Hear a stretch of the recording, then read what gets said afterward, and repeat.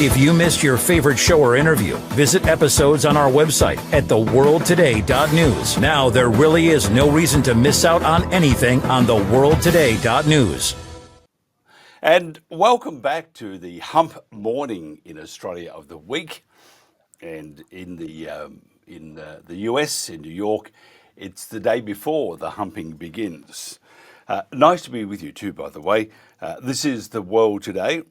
Okay, big show coming up. We'll play with Josh. We'll be playing the a piece of the speech or the blast from Donald Trump to the UN, and we'll also do a bit of a flashback back to 1978 when Leonard Nimoy said that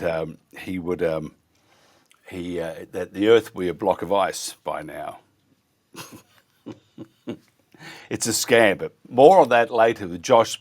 First of all, Katie Hopkins, ex-TNT broadcaster and friend of us, and don't always agree with what Katie says, but we do love her, and she is very, very good and speaks from the heart and is a great comedian and I suppose an activist in some way too. But Katie Hopkins is known globally.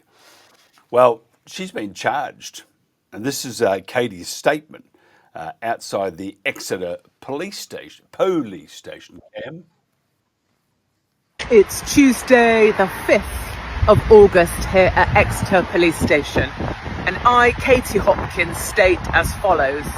I have attended this interview under protest as I was threatened with arrest if I did not attend.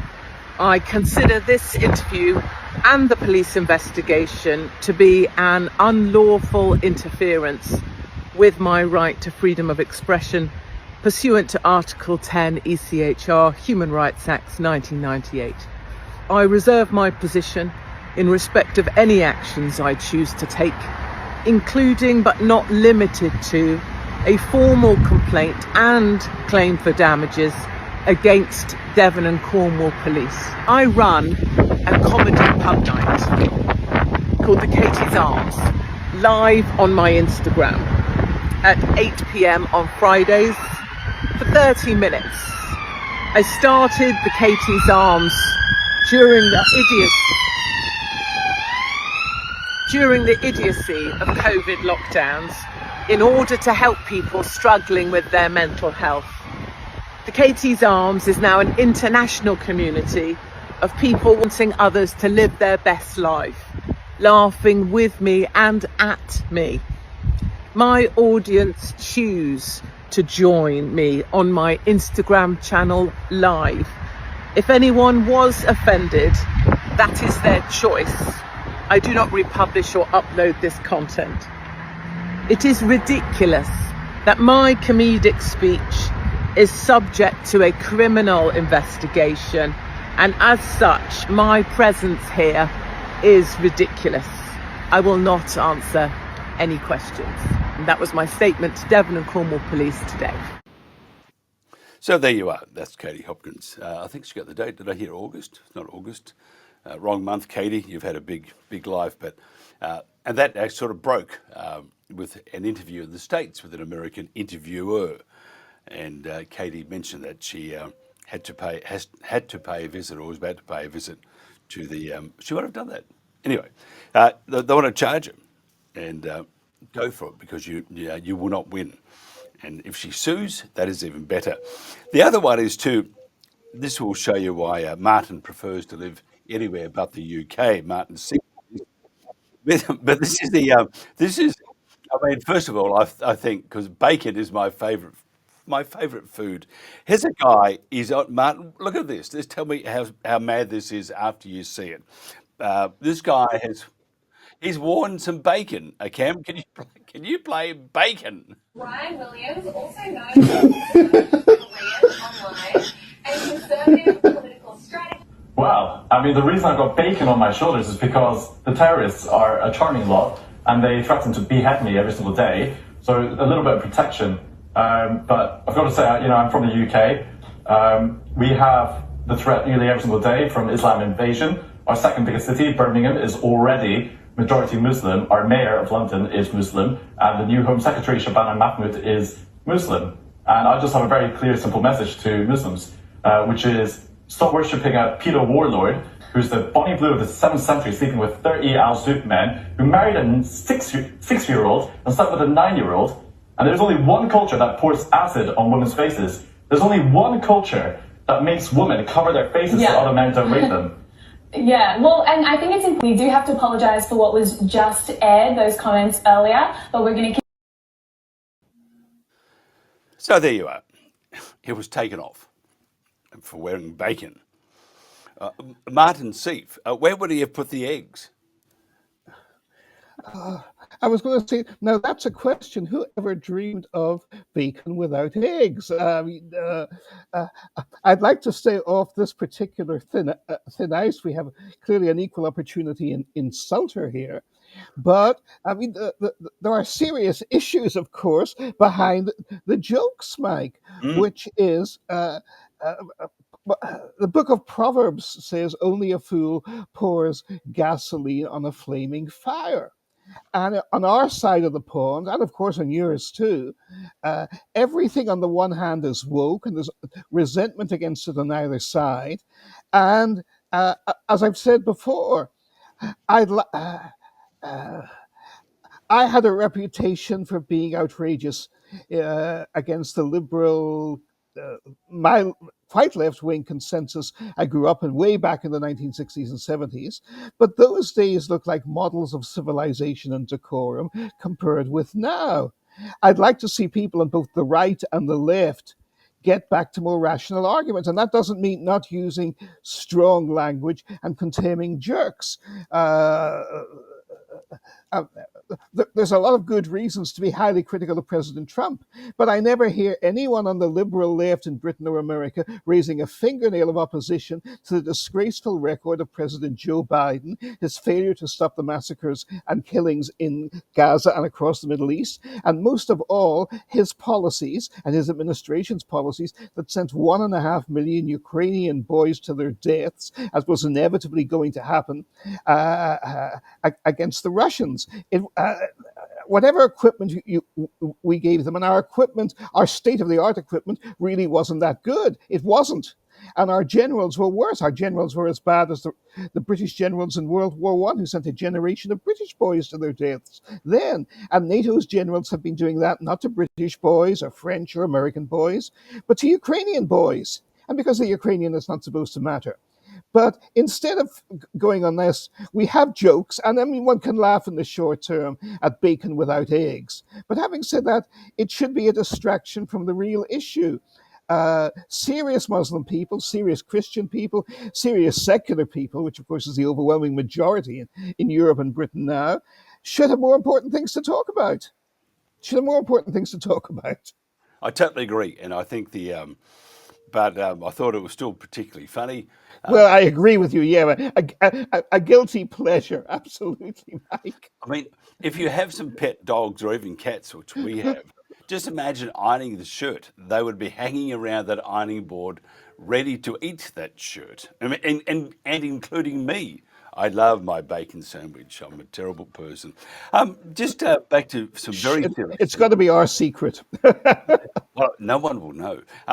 Just getting back, though, to Donald Trump, because I'm going to play a clip after you've gone, by the way, just on Donald Trump at the UN, giving the broadside. And it was just brilliant. We can play it. No, we won't play it now. I'll keep it till later. But Trump's getting a lot more respect this time round. What's changed with the world and with Donald Trump? Well, there are different issues. One is Trump is playing the European game more. There's an irony here. The very same issues that make the president more acceptable politically in Britain and France and Germany make him less acceptable to his own home MAGA base in the United States. Because the president was elected and campaigned very strongly on an issue of American interests first, and pulling back from confrontation with Russia, and pulling back from major commitments overseas. And now he's reversing that, at least as far as Ukraine goes. And I, for one, take a view which is very popular in America, very unpopular, I know, in Britain and France, that the prime issue ought to be not to trust the Russians. You don't have to do that. Certainly not to disarm. We need to rearm faster than ever because we threw away so many of our weapon systems to the per Ukrainians and didn't give them sufficient time to learn how to use them properly, which is another issue. But we need to rearm slowly, and we need to defuse issues with the Russians, and we need to try and share the world with them rather than push them towards a confrontation which could go into a full-scale war with inconceivable consequences at any time. Now, the president has actually retreated on that, but this makes him more popular with the establishments in Britain and France and Germany. But in Britain, there is another issue. There is, in the British establishment, especially from the Daily Telegraph to the Guardian, are Dr. Freud would have to explain it. They're dissociated from reality. They believe different things at the same time. They sneer at the President of the United States because he has an unfortunate, for them, public style. Coming from the wrong side of the tracks in Northern Ireland, I know both from Washington to London, I've experienced that enough over the years. People don't look at what you do or say. They just look at the way they think you are, the image. And the president talks like a white boy from the borough of Queens, and he's proud of coming from the Queens borough in New York City. So the Guardian and the Daily Telegraph too would love to sneer at him, especially the Guardian, of course, and the BBC. But they can't now because they have nobody else to go to. Since Brexit, Nigel Farage's act of genius. Where are you? You have no trading partners. You're isolated in the world. You're not in the United States. You're not part of the European bloc anymore. You're pissing off the Chinese. The Saudis have no time for you. Britain's a small little island now. What have they got? They have to have the goodwill of the President of the United States. So King Charles, who is no fool, but is certainly does not share the president's political or social views, but he understands the needs of his country. And so the red carpet is rolled out for the president by people who have spent the last decade sneering at him, not just behind his back, but to his face. I love it. I mean, I'm Irish and I'm cynical. So I love seeing the City of London and the House of Lords and the so-called wise and mighty liberal internationalist establishments in Britain, after messing up their own people and their own country, desperately trying to get on the right side of a man who they have openly despised all their lives. I think it's wonderful. Monty Python couldn't come up with it. It's pure yes, minister. I don't think they could. Even what was the other one? Not Dad's Army. It was anyway. It was another all about government ministers, and that what was it called? Anyway, very very funny show. If Jen might think of it, she could just text me. Don't you know? The trip for Trump to the UK did wonders for the US and Starmer. Yes, but the mainstream media and the patriots were in awe. One of the of Trump, and mainstream media got their sort of lovey wish. What does the UK want from Trump? Oh, everything. They want him. They want American money. They want access to American markets. They want American banks to bail out the bankrupt City of London. It's the only way they imagine they can thumb their nose at the European Union. And heaven knows the European Union is filled with its own problems. So, I mean, back in the rows between the right, the nationalist right in Britain, and Brussels remind me of two incompetent drunks, making fools of themselves, boasting about how tough they are, while falling flat on their faces against each other. I mean, they're both totally ineffectual. And for all the contempt against President Trump, for London, he's the only game in town. Now, it's always said politics makes strange bedfellows, but we have seen this before, have we not? I mean, I met George W. Bush, Little Bush, the younger one. He wouldn't remember me, but I was, just in the press corps, fly on the wall when he was in the room on different occasions. Unlike his formidable father, he was not an impressive president. He was not an impressive man. But Tony Blair, from the Labour Party, cool Britannia, sophisticated, witty, the future of the 21st century, bent over backwards to enable Bush in his futile, disgusting, needless, totally useless and failed wars and military adventures in Iraq and Afghanistan and heaven knows how many other places as well. So at the worst, what we are looking for is a renewal of that kind of infernal relationship. A right-wing populist American president running up record deficits. We had that 20 years ago, and we have it again today. And a Labour Party leader in Britain with no ideology, no principles, no success, no competence, no clue as to actually how to raise the living standards or protect even the private lives and safety of 75 million people now across Britain. And all he can do is Keir Starmer of all people. Look how principled I am. Jeremy Corbyn, come back. We love you. We need you now. Even a zombie Harold Wilson would be an improvement on this fiasco. Zombie Yes. Harold Wilson. Let's hear it for zombie Harold Wilson. Now, look, by the way, our research department worked overtime. They found out the name of the show was Yes Minister, which I love that show. Yeah. Is there just this is a sidebar question, Your Honour? Is there any difference between Yes Minister and the current UK government? Oh, yes. Jim Hacker was far more competent. And incidentally, it is actually common knowledge, but I mean, possibly not to the current generation, but in my generation it was, that Yes Minister was Margaret Thatcher's favourite television show. She never missed it. She adored it. And one can see why. Yes, but we should tell Starmer it was meant as entertainment, not as a... Yes, exactly. The poor little fellow doesn't understand the difference. He really doesn't understand the difference. Keir Starmer, I did an analysis for an Italian news platform back when he took over, before he won the election, but it was clear he was going to win and win big, was a huge success in 3 areas of life. Operating in the House of Commons, not brilliantly, but competently, while everybody else was self-destructing around him. Getting to the top of the Labour Party, again, while everyone else was destructing around him. And being a bureaucrat running the Crown Prosecution Service. Now, when he was running the Crown Prosecution operation in London, he was a bureaucrat. He had a fixed budget. He didn't have to worry about being fired. He had a tiny staff, which gave him who were obsequious to him, like any senator or congressman has in Washington, or probably any MP now does in the Palace of Westminster. So all these buffoons imagine, because they have an obsequious staff paid for by the taxpayer, they are brilliant entrepreneurs and businessmen and leaders. And they can't tell that people lick their behinds.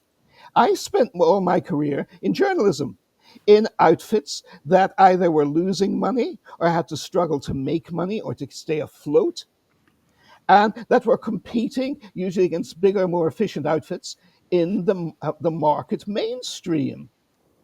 And it's the private sector is a different world from bureaucracy, which is why when you have civil service bureaucrats running the British Empire in the 1920s and 30s, you lose the whole empire. And while you have these kind of idiots taking over from the private sector, as they did again under Harold Wilson and his merry men in the 1960s and 70s, which I am old enough to personally all too vividly remember, you lose the British economy and prosperity for the British people. And Keir Starmer comes from this great statist tradition, which you find all too much in the Conservative Party too. Incidentally, I rather like Cami Badenoch. I don't agree with many of her policies, actually. But at least she's an honest, honourable, decent person, and she's courageous, and she's hated by all the right people. So I would certainly support Mrs. Badenoch against this awful clown you've got right now. It's just terrible. What's your thoughts on the at the UN? Western nations, UN and Western nations voted 170 to 6 on Palestinian self-determination, and the UN have also concluded, which is obvious, that Israel is committing genocide in Gaza. What's your thoughts on that? It's interesting. I worked briefly at the UN in 85, 86, and it was a very happy time for me. And I thought it was like I was Alice in Wonderland, and the place was full of Mad Hatters and Red Queens and this, that, and the other. But they had one institution that worked wonderfully, their delicatessen. It was in the finest New York tradition, full of stuffed sandwiches at reduced prices. And I still remember the pastrami, and I still remember the stuffed egg salad sandwiches. Happy days. The point is, it's easy to make fun of the UN. The UN is not an effectual world organization by itself. And in fact, what you see in New York is just a talking shop, but it's meant to be. And it is significant in ways that the US ignores. The fact that the numbers were so lopsided, as you say, is important because it does reflect the fact that the United States, and the Israelis too, and in many respects Britain and France, are isolating themselves in the world. We're fond of saying, oh, Russia is so outrageous, Russia has isolated itself, the Russians invaded Ukraine. They did. It set off the biggest and most terrible war Europe has seen since 1945. But Russia is not isolated.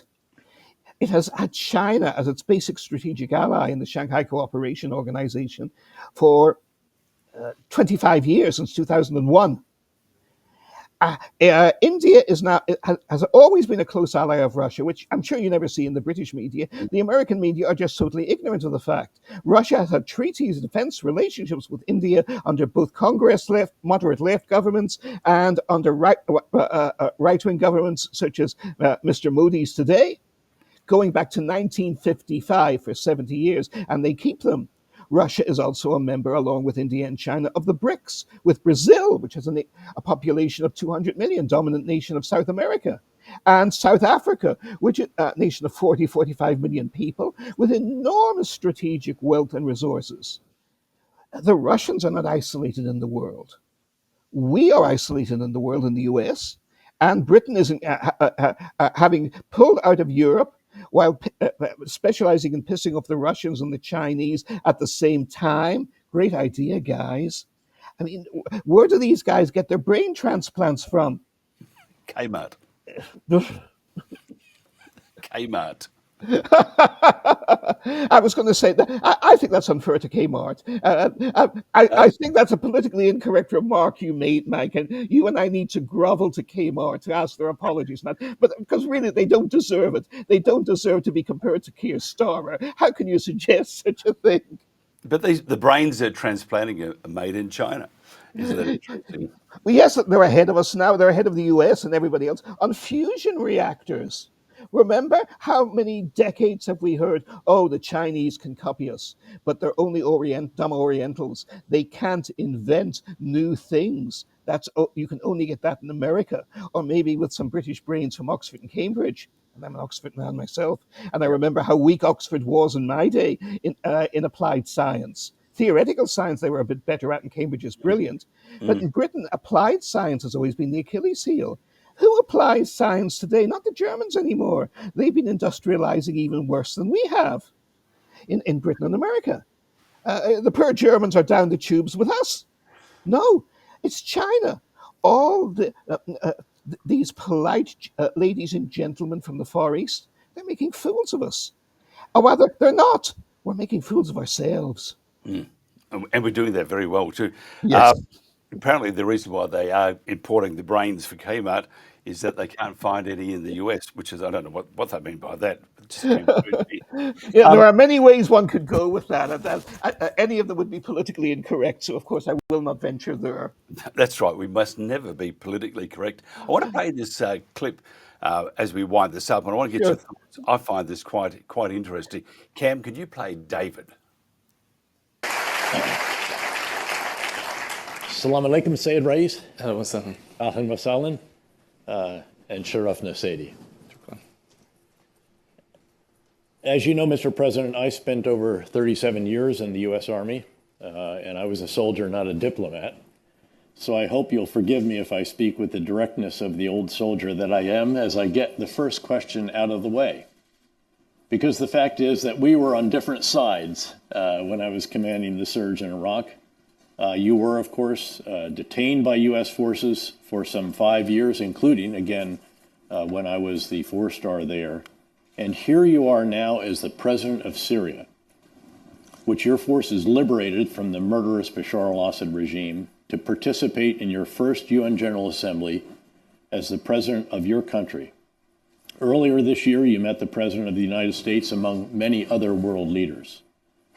Please help us understand how you got from Al-Qaeda in Iraq 20 years ago to where you are today, Syria's head of state on stage in New York City. أهلا وسهلا. I welcome you. هو جيد إنه كنا في وقت من It is الأوقات good في that at a ميدان time الحرب we وانتقلنا were إلى in ميدان the الحوار الآن. combat and then we now moved to the discourse. Naam We Sidi. moved from war to هذا شيء discourse. من Yes, sir. خاض الحرب هو أكثر الناس Someone who went through war is one who knows most the importance of أول شيء peace. الماضي First, له أحكام خاصة the فيه past تتعلق has its rules when it comes down to traditions and rule and traditions and the customs of that phase. When we want to subject it, يخطئ البعض عندما يريد أن يحاكم when we want to judge it, we have to judge it based on these phases.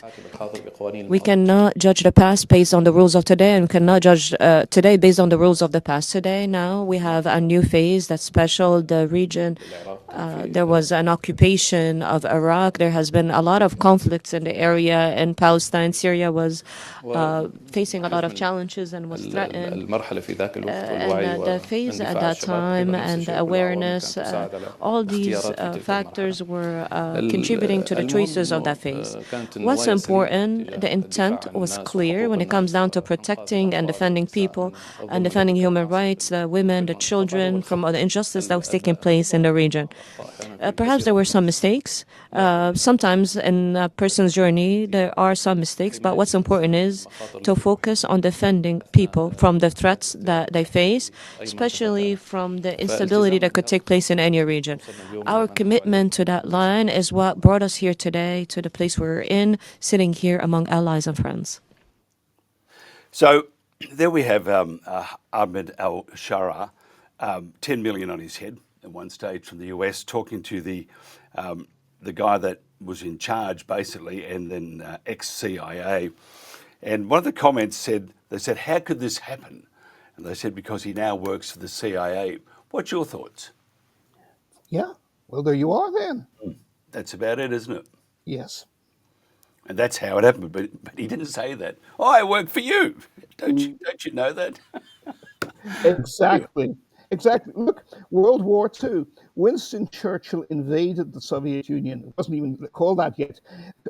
Communist Russia at the end of World War I. He pushed the Allied invasion to topple the communists. Enormous anti-communist.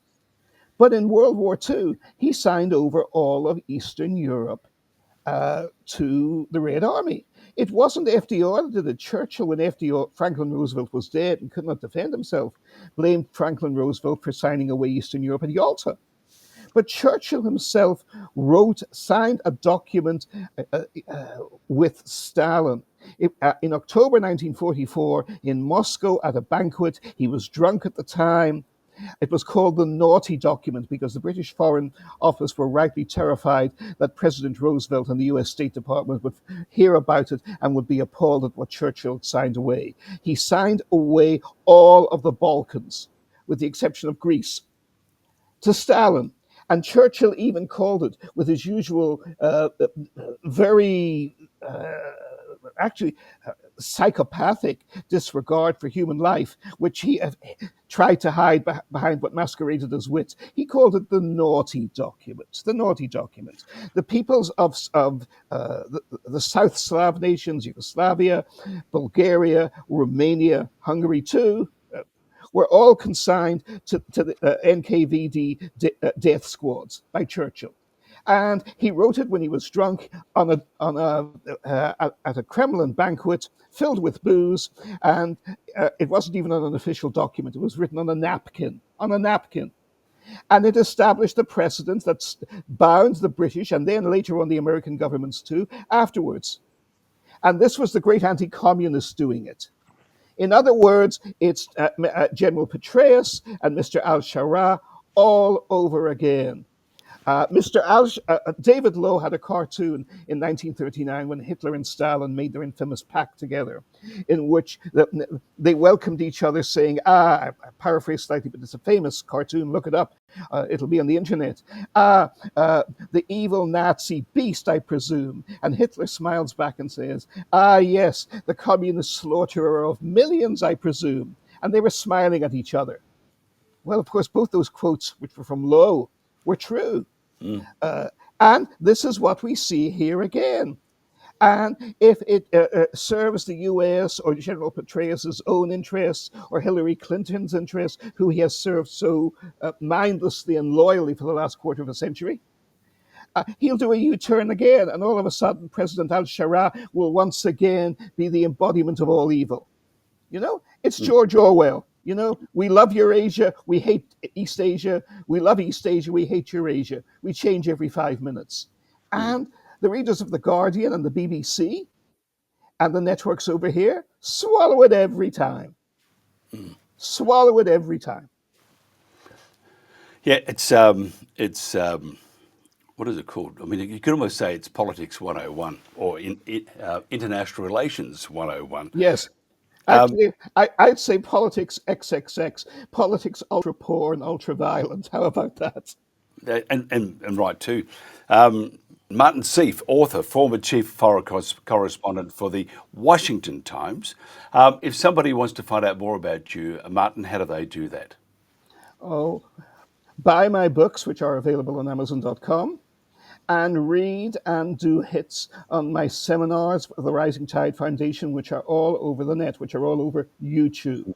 And also, if you have any speaking gigs for me, especially if there is money involved, because I am a pecunious, retired, elderly gentleman of leisure these days, contact me through my dear friends, Mike Ryan and his team at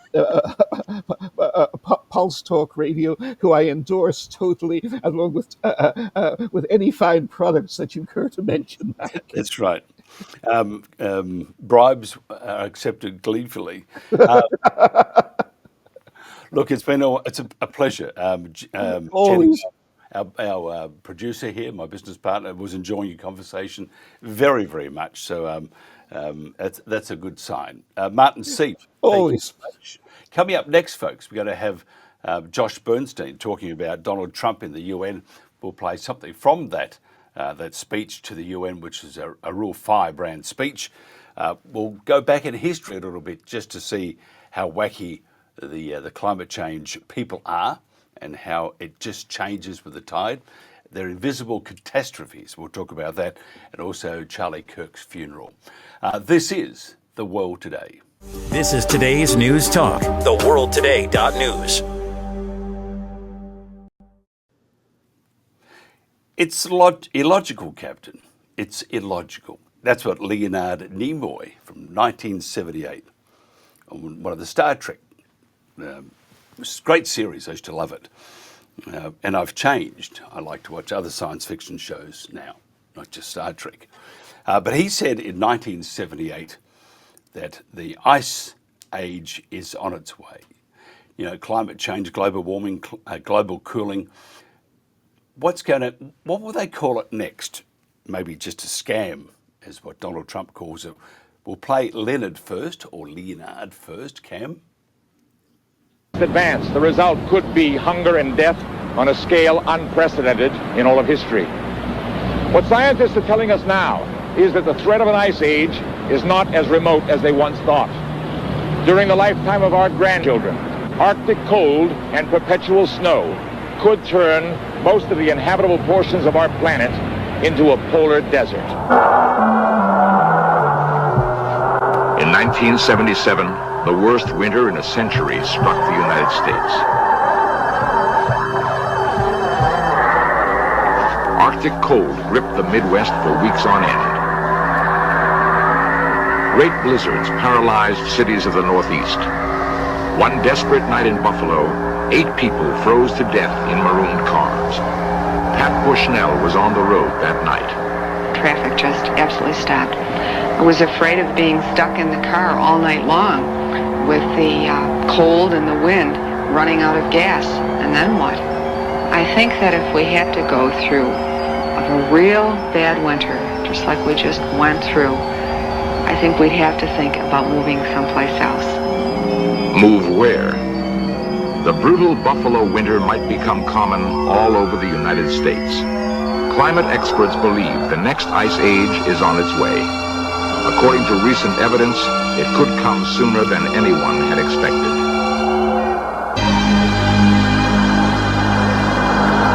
At weather stations in the far north, temperatures have been dropping for 30 years. Seacoasts long free of summer ice are now blocked year-round. According to some climatologists, within a lifetime, we might be living in the next ice. They were living in the next ice age. Actually, he's not so wrong. I've got to tell you why. It's not to do with climate change. It's to do with the every 400 years, the sun does a bit of a rejig.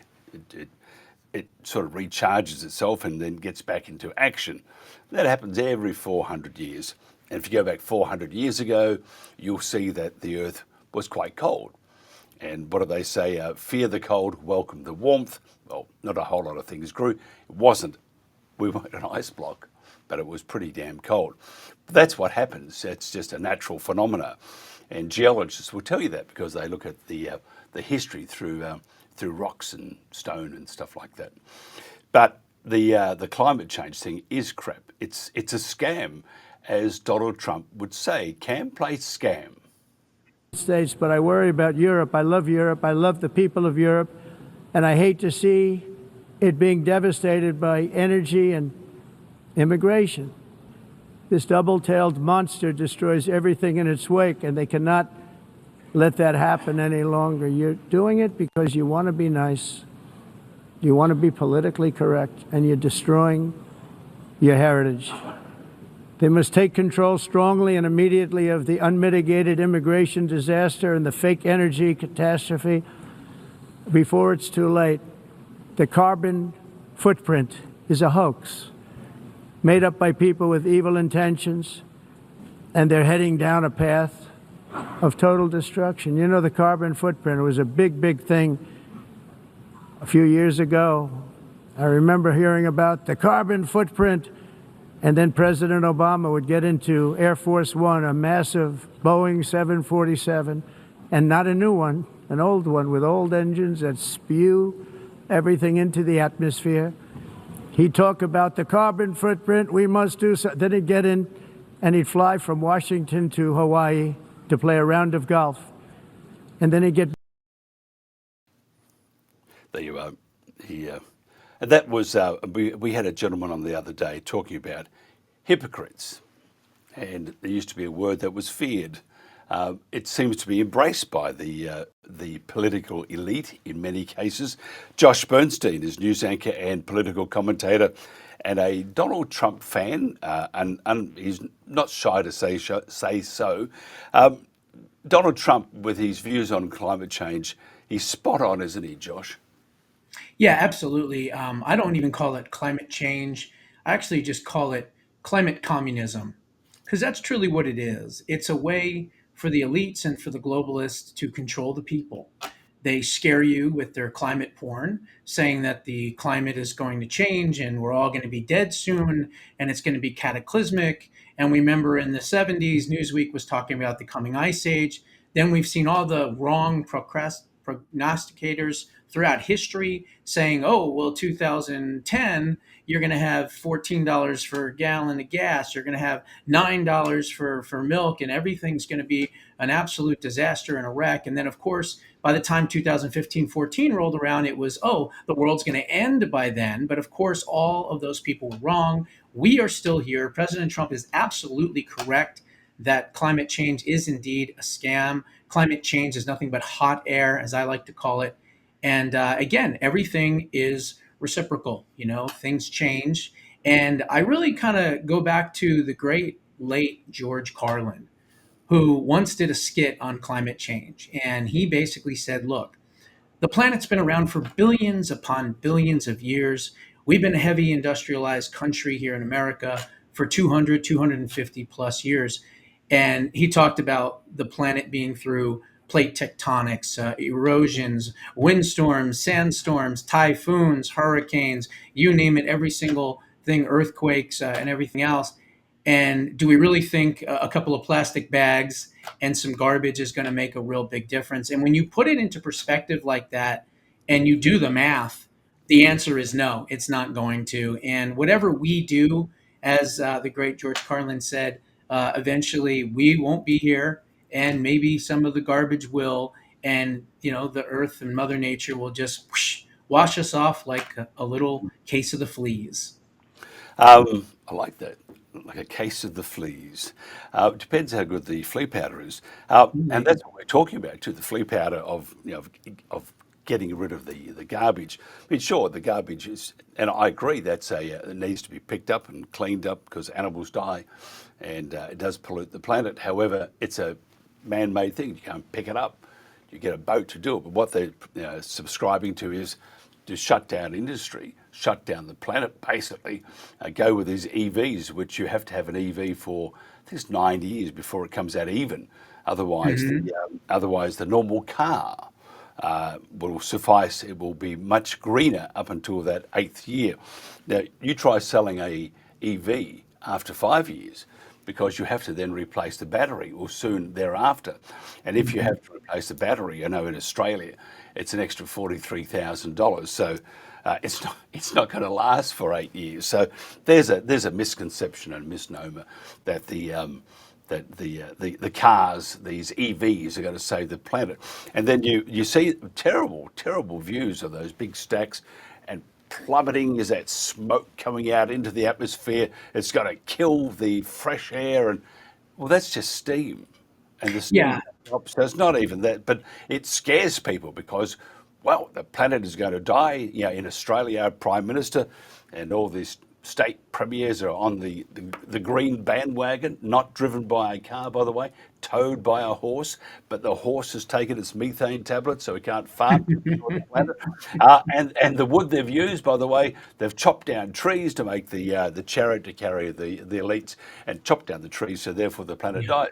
I mean, the whole thing is nuts, and I think it's nauseating when it comes to the hypocrisy. When I think of electric cars and electric vehicles, I think back to the 1980s with that little track in the shape of an 8, when you had the little thing in your hand and you raced your little car around the track. To me, that's what an electric car is. But look, the bottom line is we want to be stewards of the environment. We want to protect our environment, but we don't need to do it at the barrel of a gun.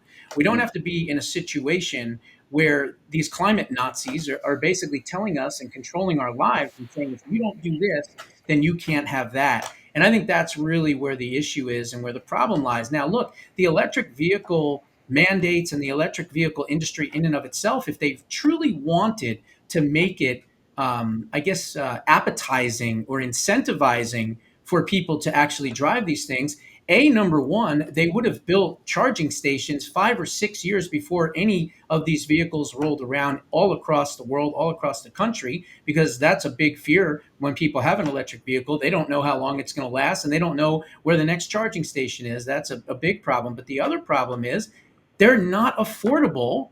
If you're going to ask someone to completely change their driving habits for the environment, you think you would have made it half the price of a gas-powered vehicle. That would be the other thing. And of course, the other thing is the gas mileage is not even that good. It really, truly is not compared to some of these other cars. And the last thing, and I think this is probably the most important, it's worse for the environment. Just as you pointed out, these batteries are $40,000, so they're very expensive to replace. But not only that, think about all these batteries that are dead. Where are they going? They're going into landfills. They're going into oceans. They're going into all over the place. So President Trump is correct when he calls it the green scam. I call it the deindustrialization of America. The green empire wants to basically take everything that we have done in the last 200 plus years of industrialization and deindustrialize the United States of America, and for that matter, many countries around the world. Patrick Moore has a book out, and again, a very good friend of TNT at TNT Radio and TNT. His book, and it sums up the whole thing. The book was called Fake Invisible Catastrophes and Threats of Doom. And that's all it is. It's the fake, invisible catastrophes. You can't see it. I mean, in Sydney, here's something for you, Josh. And I was talking to a guy the other day. I said, well, the oceans are really rising. In 1850, something like that, at one of the heads coming into Sydney, there was this mark there, and the mark said, this is where the ocean rises to. Well, it hasn't changed. Headlines will read, oceans rise by 0.00. In other words, they don't rise. And we in Australia are bringing in the entire nation of Tuvalu, or Tuvalu, whichever way you want to pronounce it, because they're going to all drown. They're going to be covered by the ocean. NASA, however, have said, not so quick there. The land area of Tuvalu is growing. Maybe someone's telling lies, and it is all of you. And Trump's right; it's a scam, isn't it? It's all about raising that extra $10 trillion that you can say, I saved the planet, knowing full well that all you did was took their money, and it is destroying the planet too. I mean, he's right about Europe, isn't he? You know, the cultures with immigration, with all their policies, they're forgetting one thing, and that's where Trump is not. They're forgetting who they are, who put them there in the first place. Their countries put them there to look after their country, not the whole damn world. Well, let me say this about President Trump. I love the fact that he could be doing a rally in a packed out arena in Florida, or he could be speaking at something somber like Charlie Kirk's memorial, or he could be speaking to the entire world of world leaders at the United Nations, and he never capitulates. He is always the same, no matter who he's in front of. And it's that authenticity and the ability to speak directly to people and from his heart and from his mind, regardless of whether or not they broke his teleprompter or stranded him on an escalator. I really feel as though that's the genius of him. That's the power of him. And I thought it was an incredible speech. And again, I think President Trump is so unique in that respect. Tell us about Trump's message at the funeral, and tell us about how you felt, because we saw images and video and stuff, and it looked stupendous, looked huge, magnificent, full of hope, a bright light for probably a dark world at times. But you were there, am I correct? That is correct. Yeah, we were going to leave at 4:30 in the morning to get there, and I was getting reports that there was hundreds and thousands of people already lined up. So I pulled an all-nighter, no sleep, no nothing. We left at 12, and we ended up parking at a friend's house about 15 miles away, and then that person dropped us off there. And so we got there around 2 a.m., and we finally got inside. It's pitch black, and there's all these people outside. We finally got inside around 7 a.m. or so, and we're out in the hot sun, and it was just brutal. And we finally get in, and it's about 10 minutes to 8 in the morning, and it doesn't start until 11. And I'm going, oh my goodness, we've got 3 hours. So I finally took a nap for about 45 minutes and kind of got my way again. But the entire thing was so worth it. I mean, it was an incredible thing. It was a Trump rally meets Christian revival, basically. And every speech and every speaker was just as good as the next, if not better. Stephen Miller, of course, was my favorite. He really took down the house. But every single one of them talked about not just Charlie's faith, but how it brought more faith to them. And I think it was just incredible. And as I've said before, what set Charlie apart from so many others, look, I can go out and give a speech and I can combat left-wing ideology, with facts and truth. And I'm sure that you could, and I'm sure that so many others, Ben Shapiro, all these other people could go on college campuses and do that. However, what made Charlie so special is that he knew that by preaching the gospel and by using his faith to combat the left-leaning arguments, he knew that doing that obviously was more of a risk, but more importantly, he knew that by doing that, it automatically would bring people to conservatism.